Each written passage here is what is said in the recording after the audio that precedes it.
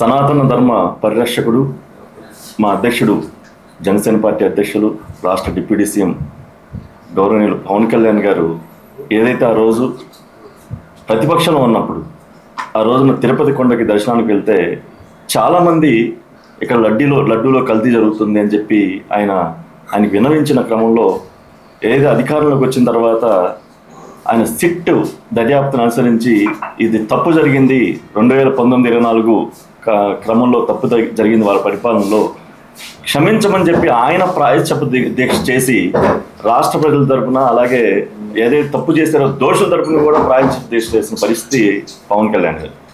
ఈ రోజున ఈ సిట్లో కూడా తేలి అంతా కూడా జంతువుల అవశేషాలతో రసాయనాలు అంటున్నారు. రసాయనాలు ఎలా తయారవుతాయండి? జంతువుల అవశేషాలతోనే కదా.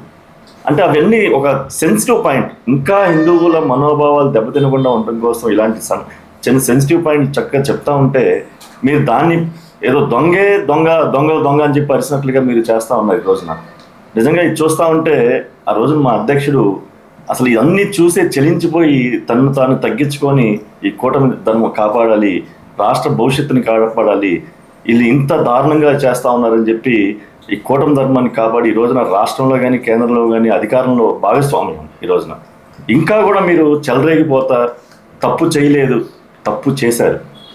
నిజంగా ఆ భగవంతుడు వెంకటేశ్వర స్వామి మీద కూడా మీరు భయం లేకుండా తప్పు చేసి ఈ రోజుకి ఇంకా మేము తప్పు చేయలేదు అని చెప్పి చాలా అడ్డదిడ్డంగా మాట్లాడి అదేమంటే నోటికి ఏదొస్తే అది ఒక ముఖ్యమంత్రి కానీ ఒక డిప్యూటీ సీఎంని కానీ వాళ్ళకు గౌరవించే పద్ధతి కూడా లేకుండా జనాలతో రెచ్చగొట్టి కులాల కుంపులాట్లు ఏదో కులాలని కంటరాయటం ఇవన్నీ చేస్తూ ఉంటున్నారు. నిజంగా మా అధ్యక్షుడు పార్టీ పెట్టిందే జాతీయ భావంతో పార్టీ పెట్టిన జనసేన పార్టీ. ఎక్కడా కూడా మా పార్టీలో కానీ ఎక్కడా కూడా కులాలతో ఆయన ఇచ్చేయట్లేదు. మీరు ఎందుకు ఇలా చేస్తూ ఉన్నారో అంటే శాశ్వతంగా ప్రజలు మిమ్మల్ని నమ్మకుండా వెళ్ళిపోతారు. దేనికంటే ఈ రోజున రెచ్చగొట్టి రకరకాల వాళ్ళని ఒక బీసీ సోదరుని రెచ్చగొడుతున్నారు, కాపు సోదరుని రెచ్చగొడుతున్నారు.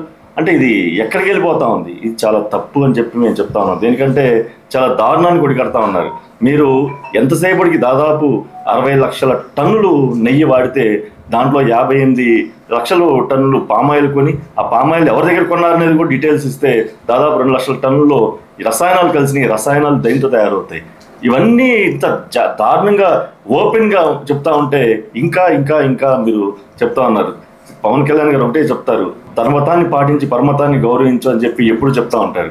అందరినీ గౌరవించి ఆంధ్ర రాష్ట్ర భవిష్యత్తు బాగుండాలి, ఆంధ్ర రాష్ట్ర ప్రజలు బాగుండాలి. దేనికంటే ప్రపంచం మొత్తం కూడా వెంకటేశ్వర స్వామిని కొనియాడుతూ ఉంటారు, ఆయన ఆచరిస్తూ ఉంటారు. కానీ అలాంటి వెంకటేశ్వర స్వామి పెట్టే నైవేద్యంలో కూడా మీరు ఎక్కడ వ్యాపారాలు చేసి అలాగే పేద ప్రజల ఆరోగ్యంతో కూడా వ్యాపారాలు చేసి మీరు ఇంత దారుణాన్ని కొడికి ఈ రోజున 11 సీట్లు పరిమితి అయినా కూడా ఇంకా మీకు బుద్ధి రావట్లేదంటే అసలు మేము ఏ పదాలతో మిమ్మల్ని మాట్లాడాలో కూడా మాకైతే అర్థం కావట్లేదు.